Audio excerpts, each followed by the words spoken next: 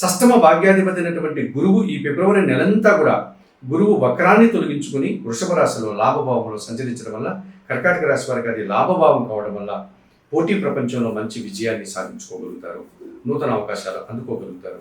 విద్యారంగంలోని విద్యార్థులకు ఎక్కువ సుఫలితాలు రావడానికి, అత్యధికంగా సుఫలితాలు మార్కులు పొందడానికి అవకాశం ఉంటుంది. విద్యారంగంలో పనిచేసేటువంటి ఉపాధ్యాయులు కానీ ఇతరత్ర ఉద్యోగులకు కానీ అనుకూల వాతావరణం కనిపిస్తుంది. అలాగే సమాజంలో కానీ లేకపోతే నూతన వ్యక్తుల వల్ల కానీ మీరు ఎక్కువ లాభాలు పొందగలుగుతారు, మంచి పేరు ప్రఖ్యాతులు తెచ్చుకోగలుగుతారు. మీరు చేసే పనిలో మీరు చేసినటువంటి పనికి గాను ఒక రకమైనటువంటి అభినందనల్ని సత్కారాన్ని పొందడానికి అవకాశం కనిపిస్తుంది.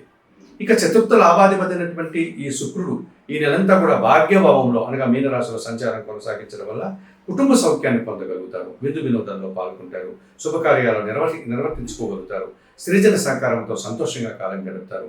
ఆత్మీయుల సహకారం మీకు ఎంతగానో ఆనందాన్ని కలగజేస్తుంది.